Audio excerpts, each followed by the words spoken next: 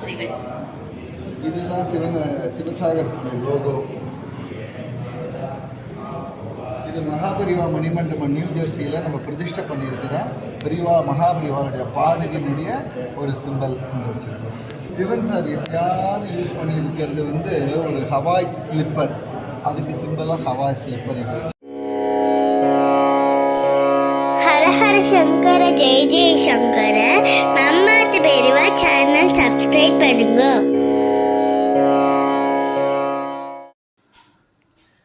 சென்னை நங்கநல்லூர் 10வது குறுக்கு தெருவில் புதிதாக உதயமாகி அன்பர்களுக்கு அருளை அள்ளித்தரும் சிவன் சார் யோக சபையில் தான் நாம் இருக்கோம். இந்த பிரம்மாண்ட சபையின் உச்சியில் சிவன் பார்வதியுடன் கணபதி அமர்ந்திருக்கும் காட்சி அற்புதம். பொதுவாக எல்லா கோவில்களிலும் சோமஸ்கந்தராக காட்சி தரும் மூர்த்தி இங்கு கணபதியுடன் இருப்பது சிறப்பானதாகும். காஞ்சிபுரம் மாவட்டம் தேனம்பாக்கத்தில் இருக்கும் இந்த அமைப்பு இங்கேயும் வடிவமைக்கப்பட்டிருக்கு. அதுக்கப்புறம் சபையோட மேல் பகுதியில் ஒரு புறம் ஸ்ரீ மகாபெரியவாளுடைய திரு உருவமும் மறுபுறம் சிவன் சாருடைய திரு உருவமும் கருங்கல்ல வண்ணம் தீட்டப்பட்டிருக்கிறது இந்த கோவிலோட தனி சிறப்பு.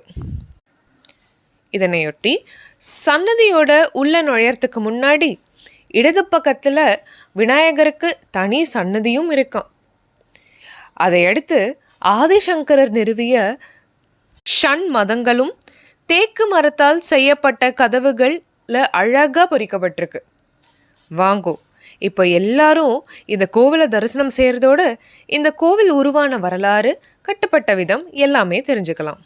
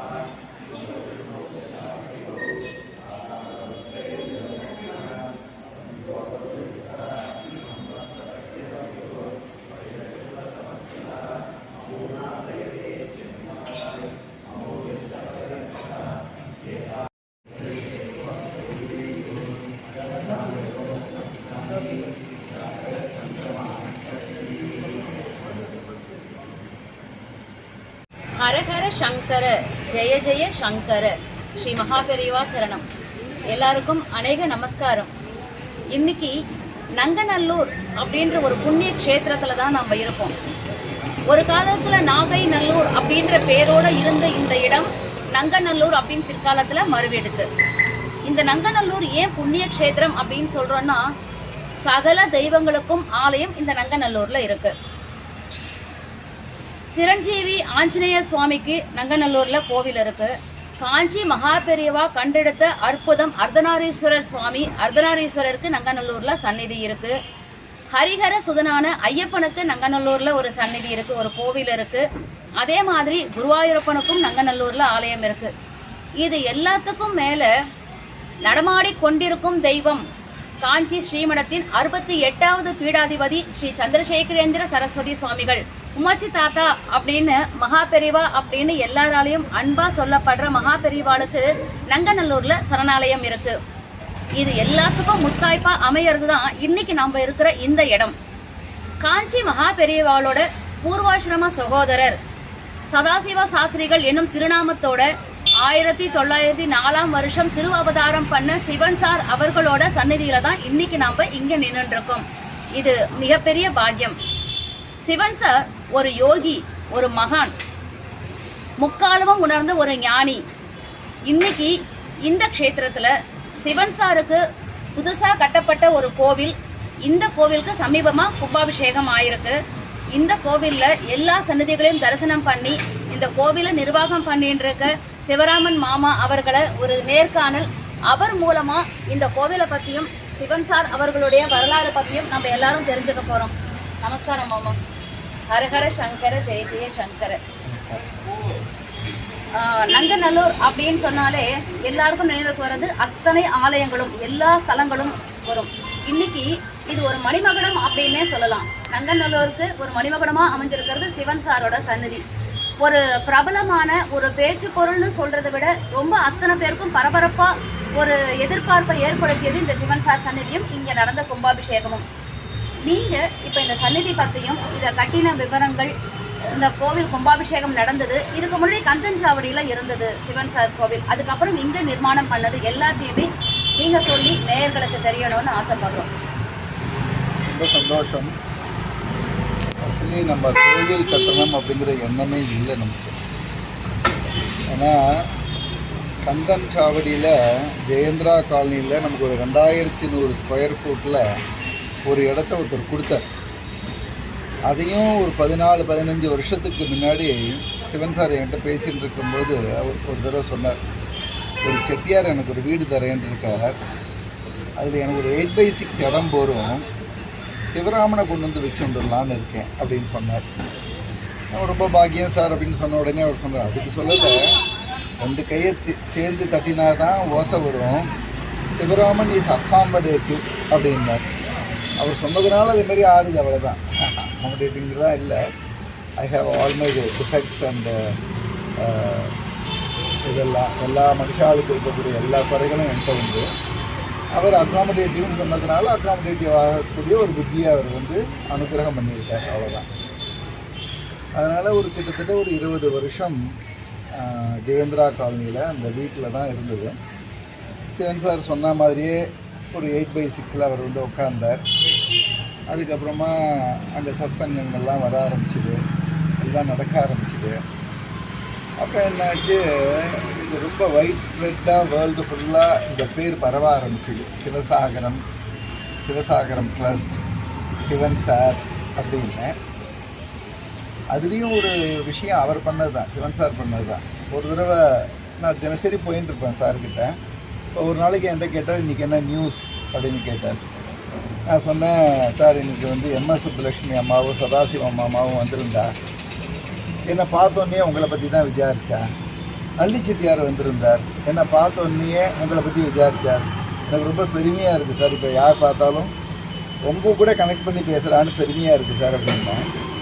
அதுக்கு சார் அப்படியே இப்படி பார்த்துட்டு நீ போக போக புரிஞ்சுப்பேன் அப்படின்னாரு. இன்றைக்கி பார்த்தோம்னா உலகம் ஃபுல்லாக சிவராமன் அப்படின்னு யாராவது ஒருத்தருக்கு தெரியும் அப்படின்னா உடனே they connect me with only Sivan sir. அது ரொம்ப நான் RSSல பிரச்சாரக்காக இருந்திருக்கேன், சங்கர் நேத்ராலயாவில் PROவாக இருந்திருக்கேன் 20 வருஷம். அதுக்கு முன்னாடி ஸ்டேட் பேங்க்கில் இருந்திருக்கேன். இதெல்லாம் அப்படியே கடந்து போகக்கூடிய விஷயங்கள், இறகு வந்து அப்படியே கீழே விழுற மாதிரி எல்லாம் விழுந்துடுது. எது சாஸ்வதமாக இருக்குன்னா சிவன் சார் அப்படிங்கிற அந்த ஒரு திருநாமம் தான். ஸோ நான் பெரிய பூஜ்யம் தான், நிறைய எவ்வளோ பூஜ்யம்னா போட்டுடலாம். அறிவு பூஜ்யம், படிப்பு பூஜ்யம், பணம் பூஜ்யம், எல்லாத்துலேயும் போட்டலாம். ஆனால் அதுக்கு முன்னாடி சாருங்கிற ஒரு பரம்பொருள் வந்து நின்றதுனால எல்லாத்துக்கும் வேல்யூ வந்துடுச்சு இந்த பூஜ்யத்துக்குலாம். அதான் உண்மை. அப்படி அங்கே சத்சங்கம் நடந்துட்டு இருக்கும்பொழுது பசங்கள்லாம் ரொம்ப ஆசைப்பட்டாங்க, இடம் போட மாட்டேங்கிறது, ரொம்ப சின்னதாக இருக்கு, இப்போ நிறைய பேர் வர ஆரம்பிச்சுட்டாங்க, பெரிய இடம் வேணும் அப்படின்னு.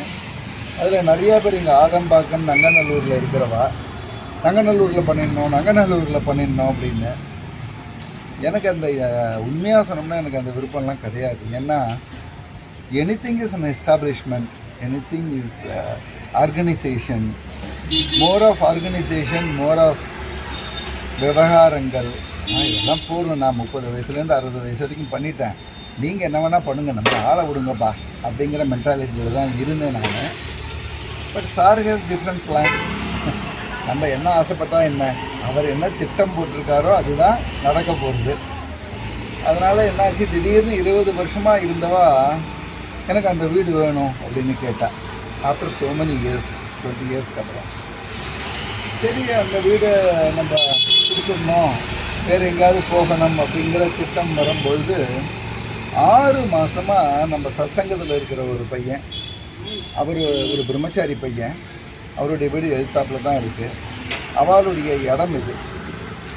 இந்த இடத்த வந்து சத்சங்கத்துக்காக எடுத்துக்கணும்னு 6 மாதமாக சொல்லிட்டு இருந்தார். நான் அதெல்லாம் முடியாதுன்னு சொல்லிட்டேன். இப்போ அந்த இடத்த காலி பண்ணணுங்கிற நிலைமை வந்த உடனே அவள் ஃபேமிலி எல்லோரும் வந்தாள். வந்து இப்போயாவது நீங்கள் ஒத்துக்கோங்கோ அப்படின்னா. அப்போ நான் அவள்கிட்ட ஒன்று சொன்னேன், கம்ஃபர்டபுளாக இருக்கும்போது நோ சொல்லிட்டேன். இப்போ ஒரு க்ரைசிஸ் வந்துருக்கும்போது எஸ் சொன்னேன்னா அது நேர்மை இல்லை. அதனால் சார்கிட்ட சீட்டு போட்டு பார்க்கலாம்.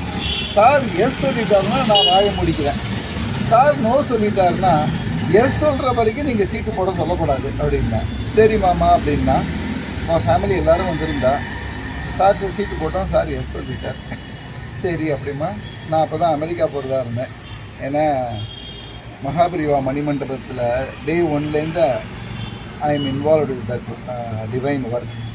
அதனால் 1 வருஷம் ஆகி சம்பத்சரம் நடக்கிறதா இருந்தது. அதுக்காக நான் அங்கே போகிறதா இருந்தேன். அதுக்கு முன்னாடி இந்த ரிஜிஸ்ட்ரேஷன்லாம் பண்ணிவிட்டு நான் கிளம்பினேன்.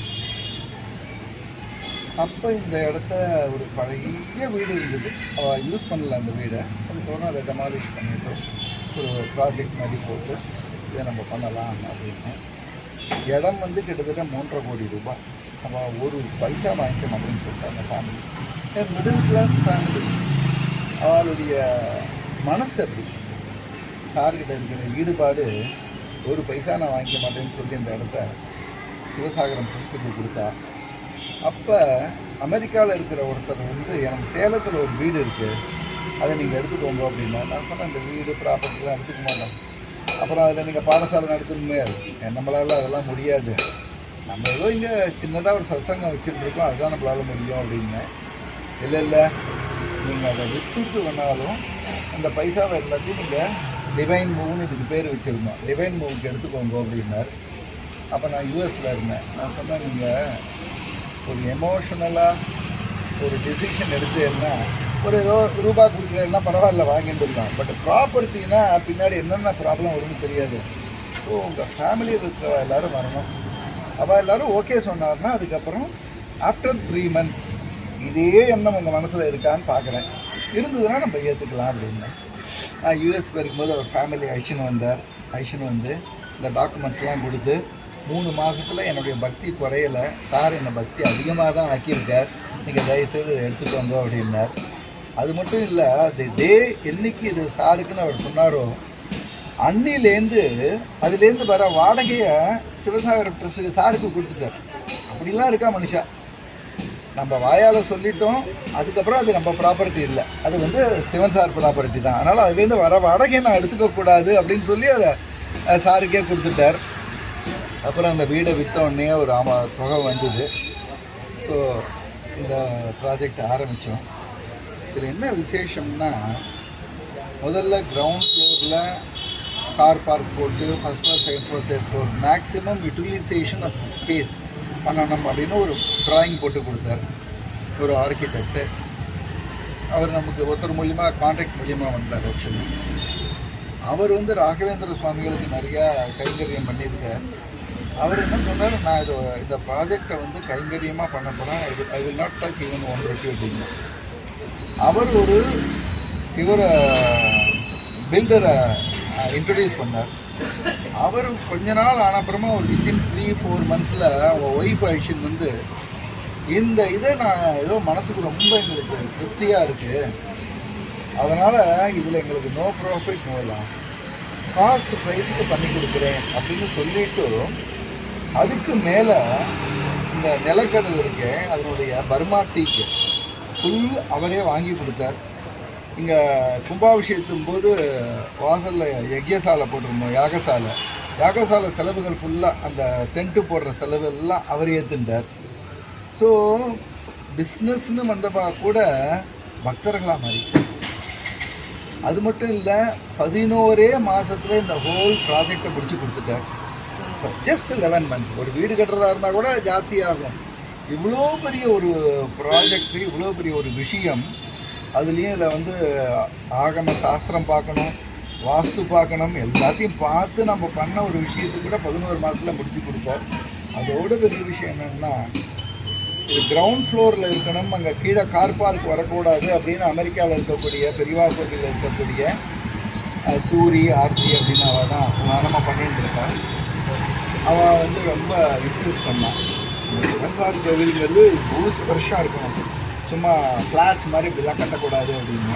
அதுக்கப்புறம் ட்ராயிங்கை மாற்றி போட்டு தர சொன்னோம். எங்களுக்கு மாற்றி போட்டு கொடுத்த உடனே எப்போ ரூல்ஸ் பெருசாக வருதோ நம்ம கருங்கல்ல கட்டணும்னு ஆசை வந்துச்சு. அதனால் பூமிக்கு அடியில் 10 அடிக்கு கருங்கல், 26 அடி கிட்டத்தட்ட மேலே கோபுரம் வரைக்கும். ஸோ 36 அடிக்கு ஒரு உலோகம் கூட இல்லாமல் ஃபுல்லாக கருங்கல்ல கட்டி, அதுவும் 11 மாதத்துக்குள்ளே முடிஞ்சு விட்டு. வித்தின் 11 months கருங்கல் மண்டபமும் 11 மாதத்துக்குள்ளே முடிஞ்சிருக்கு. அதில் இருக்கிறதுலே பெஸ்ட்டு என்னவோ அதெல்லாம் நம்ம குருநாதருக்கு கொண்டு வரணும்னு இந்த கருங்கல்ல ஹொய்சாலா டைனாஸ்ட்ரி அப்படின்பா, ஹலபேடு, பெலூர், அந்த இடத்துல இருக்கக்கூடிய கருங்கல்ல என்னென்ன பியூட்டிலாம் இருக்கோ அதெல்லாம் இங்கே கொண்டு வரணும் அப்படின்னு பண்ணியிருக்கோம். இந்த தூண்லெல்லாம் ஒரு கான்செப்ட் கொடுத்துருக்கோம். சங்கநிதி, பதுமநிதி, அதே மாதிரி மகரவாகினி, இந்த மாதிரி பெரியவா சிவன் சாருடைய அம்மா அப்பா, அதுமாதிரி சிவன் சார் அப்படி உட்காந்துருந்து கையை வச்சாருன்னா அணிலும் குருவியும் கையில் வந்து சாப்பிடும், அதை சிம்பாலிக்காக அதில் இது பண்ணி, அதுமாதிரி சுருள் படின்னு சொல்லுவாள். சாதாரணமாக ஒரு யாழி மாதிரி இப்படி இருக்கும், ஆனால் அங்கே பார்த்தீங்கன்னா அதில் பயங்கர டீட்டெயில்ஸ் இருக்கும். அதே மாதிரி இதில் யாழியினுடைய பல்லு முதற்கொண்டு இதில் கிளியராக இருக்கும். அதே மாதிரி யாழி மேலே உட்காந்துருக்கிற வீரன் கையில் வந்து குச்சி வச்சுட்டு இருக்க மாட்டார், கத்தியை வச்சுட்டு இருப்பார். யாழுடைய காலில் பார்த்தீங்கன்னா 2 யானை மிதிப்பட்டு இருக்கும். அவ்வளோ டீட்டெயில்ஸோடு இது மாதிரி இதெல்லாம் பண்ணியிருக்கு. இது எப்படி ஒரு சபை மாதிரி பண்ணணும்னு திங்க் பண்ணமோ உடனே பஞ்சாட்சரப்படி, ஏன்னா சிதம்பரத்தில் சபையில் பஞ்சாட்சரப்படி தான் விசேஷம், அதனால் பஞ்சாட்சரப்படி இதெல்லாம் வச்சுருந்தது. அதே மாதிரி சார் 92 வயசு இருந்தார், அதனால் 92 கிராமில் கோல்டில் மேதா தட்சிணாமூர்த்தி யந்திரம் பண்ணிட்டு அதை 30 லட்சம் ஆவர்த்தி பண்ணி அந்த உள்ளுக்குள்ள வச்சுருக்கிறது சார் கீழே. இதேமாதிரி சாஸ்திரத்துக்கு எதெல்லாம் வசதியோ அதெல்லாம் கூடிய மட்டும் பண்ணி இது ஒரு ரிலீஜியஸ் பிளேஸ் இருந்தாலும் இது வந்து ஒரு தியான மண்டபம் மாதிரி பண்ணணும் அப்படிங்கிறதுக்காக மார்னிங்கில் மட்டும் அந்த ரிலீஜியஸ் ஆக்டிவிட்டீஸ் பண்ணிட்டோம். அதுக்கப்புறமா குவாய்ட்டாக வரும்போதெல்லாம் கல்புரகார்த்தி காமிக்கிறது, தேங்காய் உடைக்கிறது, அர்ச்சனை பண்ணுறது, இது எதுவுமே வைக்கக்கூடாதுன்னு வச்சுட்டோம். காலம்பரம் ஒரு தடவை அபிஷேகம், ஹாரத்தி எல்லாம் நடக்கும். ராத்திரி சயனஹாரத்தின்னு க்ளோஸ் பண்ணும்போது எல்லா லைட்டையும் ஆஃப் பண்ணிவிட்டு ஹாரத்தி நடக்கும். இது 2 தான். மற்ற நேரத்துலலாம் குவைட்டாக இருக்கணும்னு. இப்போ அது மண்டலாபிஷேகங்கிறதுனால நிறையா ப்ரோக்ராம்ஸ் நடந்துட்டுருக்கு. Otherwise we want to make it as a combination of தியானம் and religious practice அப்படி பண்ணணும் அப்படின்னு. இதில் பார்த்தோம்னா எவ்வளோ டீட்டெயில்ஸோடு யாழியோட பந்து, யாழி, கீழே 2 யானை, மேலே வீரன் உட்காந்துட்டு கத்தியை வச்சுருக்காரு. இது சிங்கத்தோட வாயில் இந்த பால் இருக்கும். இதெல்லாம் இந்த கருங்கல் ஒர்க்கில் இருக்கிற மார்வல் அதுமாரி பண்ணியிருக்கு. சங்கநிதி, பதுமநிதி, இந்த இடத்துல பார்த்தீங்கன்னா மகரவாகினி,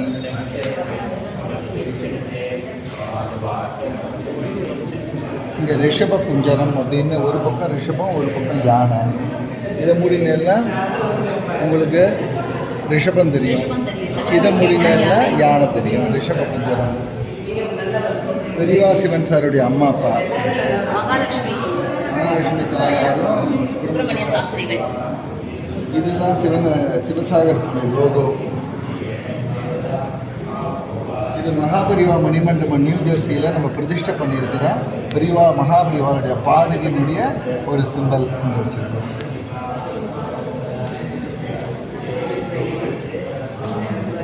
சிவன் சார் எப்பயாவது யூஸ் பண்ணியிருக்கிறது ஒரு ஹவாய் ஸ்லிப்பர், அதுக்கு சிம்பிளாக ஹவாய் ஸ்லிப்பர் இங்கே வச்சுருக்கோம். ஒரு குருவும் ஒரு வழிமுறை, சிலர் யோகம்பா, சில பேர் தியானம்பா, சில பேர் சர்வீஸ்ன்னு சொல்லுவாள், ஒருத்தர் ஒன்று சொல்லுவாள். நம்மளை பொறுத்த வரைக்கும் நமக்கு சிவன் சார் கொடுத்துருக்கிற வாழ்க்கை நெறிமுறை என்னன்னா ஹானஸ்டி. ஸோ அப்பழுக்கற்ற நேர்மையே நம்மளை பொறுத்த வரைக்கும் ஆன்மீகமாக தான், நேர்மைக்கு தான் முக்கியத்துவம் நம்ம எல்லாத்துக்கும். அதுக்காக போய் வச்சுருக்கோம். சிவன் சார் இந்த குருவி, அணில் இதெல்லாம் கையில் சாப்பிடும். அதுக்காக சிம்பாலிக்காக சிவன் சார் மரத்தடியில் உட்காந்துருக்கும்போது குருவி, அணில் போட்டுருக்கோம். அதேமாதிரி காமதேனு, கல்பக விருட்சம், நந்தினி பசு இதெல்லாம் வச்சுருக்கு. அதேமாரி மேலே பார்த்தீங்கன்னா கருங்கல்லையே சங்கிலி புருஷாமிருந்து நடுவில் கமலம் டெக்கரேட்டிவ், இதெல்லாம் விசரா டைனஸ்டியில் தான் இருக்கும். இல்லைன்னா சாதாரணமாக இருக்கும், இவ்வளோ டீட்டெயில்ஸாக இருக்காது. இந்த டீட்டெயில்ஸோடு நடுவில் ஒரு ஓட்டம் நேர ராஜகோபுரம் வரைக்கும் போகும். இங்கே கீழே பார்த்தீங்கன்னா அந்த நிலப்பேடு பேரூர்லாம் பார்த்தீங்கன்னா இது மாதிரி தான் இருக்கும். யானை, சிங்கம், நந்தி, ரிஷபம், மேலே டெக்கரேஷன் இதேமாரி தான் அந்த சபை மாதிரி இப்படி வச்சுருக்கு. இங்கே கிளி, மேலே கருங்கல்ல தான் கலசம், ஃபுல்லாக கலசம் வரைக்கும் கருங்கல், கீழே பூமிக்கடியில் 10 அடிக்கு கருங்கல். ஸோ இதேமாரி சபை மாதிரி வைக்கணும், அது பேர் என்ன கர்ப்பகிரகம் மாதிரி வைக்க வேண்டாம் அப்படின்னு முன்னாடியே தீர்மானம் பண்ணோம். ஏன்னா சார் ரொம்ப சௌலபியமாக இருந்திருக்கார். அதனால் எங்கேருந்து பார்த்தாலும் நமக்கு சாரை தெரியணும். அதனால் கர்ப்பகிரகம் பண்ணிட்டோம்னா அது க்ளோஸ் ஆகிடும். விஷயம் அந்த நேராக மட்டும்தான் தெரியும்.